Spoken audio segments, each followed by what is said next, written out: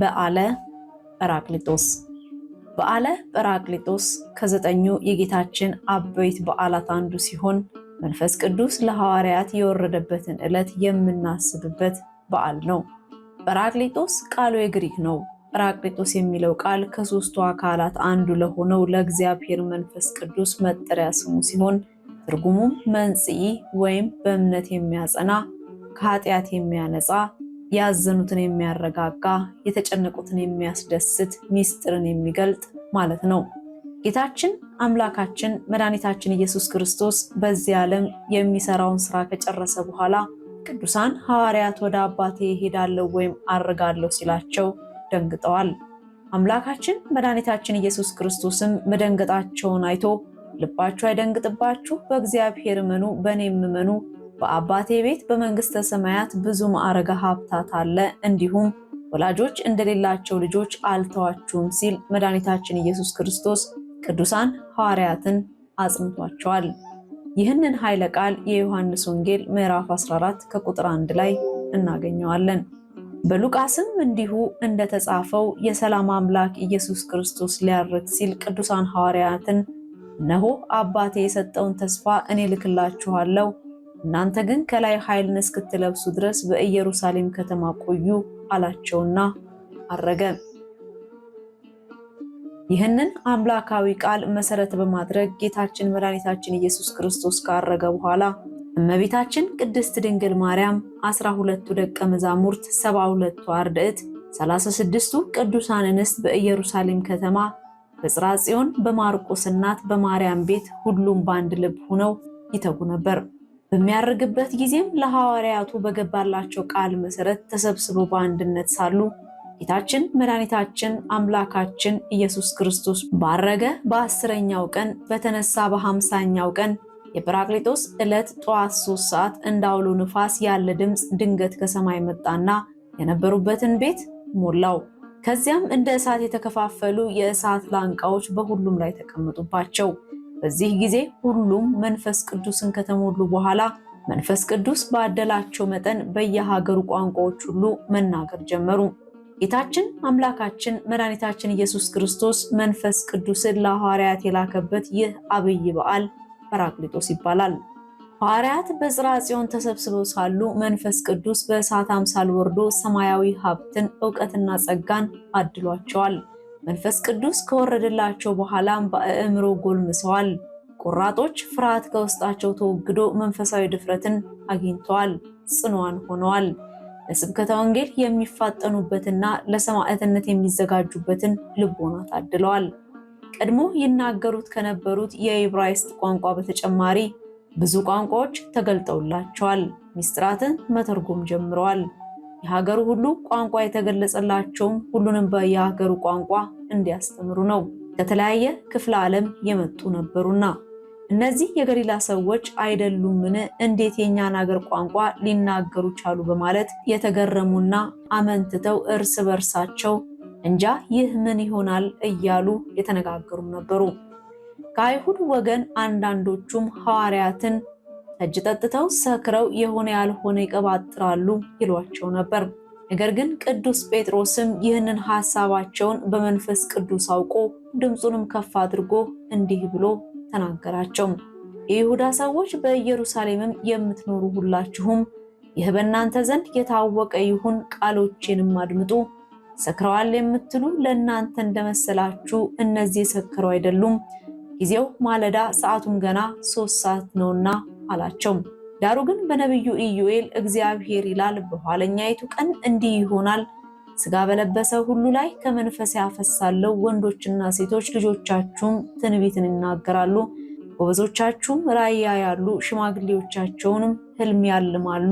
ደግሞም በዚያ ወራት በወንዶችና በሴቶች አገልጋዮች ላይ ከመንፈሴ አፈሳለሁ፣ ትንቢትም ይናገራሉ። ድንቆችንም በላይ በሰማይ ምልክቶችንም በታች በምድርም እሳትም የጢስ ጭጋግም ይሆናል። የታወቀችዋም ታላቋ የእግዚአብሔር ቀን ሳትመጣ ፀሐይ ወደ ጨለማ ጨረቃም ወደ ደም ይለወጣል። የእግዚአብሔርን ስም የሚጠራ ሁሉ ይድናል ተብሎ የተነገረው ትንቢት ይፈጸም ዘንድ ይህንን ድንቅ ተአምር ያደረገው እናንተ የሰቀላችሁት ኢየሱስ ነው በማለት ሐዋርያት ኢየሱስ ክርስቶስ ነቢያት ትንቢት የተናገሩለት ምሳሌ መሰሉለት። አምላክ ወልደ አምላክ መሆኑን ከሙታን ተለይቶ መነሳቱን ማረጉንና ዳግም በክብር በምስጋና መጥቶ በሕያዋንና በሙታን ላይ የሚፈርድ መሆኑን እንደሚመሰክሩ በአይሁድ ፊት ልብን የሚነካ ትምህርት ሰጠ። በቅዱስ ጴጥሮስ ትምህርት የተማረኩ አሕዛብም ቅዱስ ጴጥሮስንና ሌሎቹንም ሐዋርያት ወንድሞች ሆይ ምን እናድርግ አሏቸው።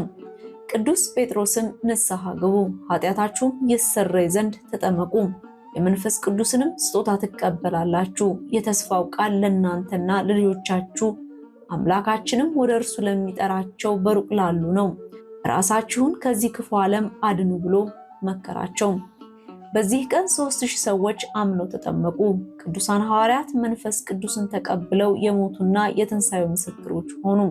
ይህም ሐዋርያት መንፈስ ቅዱስ ከወረደላቸው በኋላ ያደረባቸው የማሳመን ጸጋና ተአምራትን ማድረግ ኃይላቸው እንደበዛላቸው ያመላክታል። የመንፈስ ቅዱስ ጸጋ በእነሱ ላይ ሲያድር ለቤተ ክርስቲያን ጉዞ አዲስ ምዕራፍ ተከፈተ። ይህ የጰራቅሊጦስ በዓል በግሪኮች ቋንቋ ጴንጤቆስጤ ይባላል። ጴንጤቆስጤ ማለት 50ኛ ማለት ነው። ጌታችን ከተነሳ በ50ኛው ቀን ነው። ይህም ዕለት በዓለ 50 በዓለ ጰራቅሊጦስ ነው። ይህ ዕለት ሀብተ መንፈስ ቅዱስ የተሰጠበት ብዙ ሺህ ምዕመናን የተገኙበት ዕለት በመሆኑ ታላቁ ሊቅ ቅዱስ ዮሐንስ አፈወርቅ ይህንን በዓል በሚገባ አነጋገር የቤተ ክርስቲያን የልደት ቀን ብሎታል። ይህ ዕለት በብሉይ ኪዳን የእሸት በዓል ወይም በዓለ ሰዊት ይባላል። የእስራኤል የነጻነት በዓላቸውን ከሚያከብሩበት ከበዓለ ፋሲካ ጀምረው 50ውን ቀን በዓል አድርገው ይሰነብታሉ። በ50ኛው ቀን በዓለ ሰዊትን ወይም የእሸት በዓላቸውን ያከብራሉ። በሀገራቸው ከመጋቢት እስከ ግንቦት ያለው ወቅት በሀገራችን ከመስከረም እስከ ህዳር እንዳለው የእሸት ወራት ወይም የጸደይ ወራት ነውና የእሸት በዓላቸውን የሚያከብሩት በኦሪት ዘሌዋውያን ምዕራፍ 23 ከቁጥር 10 እስከ 17 በታዘዘው መሰረት ማንኛውም እስራኤላዊ ገበሬ ከዘራው ሁሉ በየአይነቱ እሸቱን ቆርጦ ተሸክሞ ወደ ምኩራቡ ይመጣል።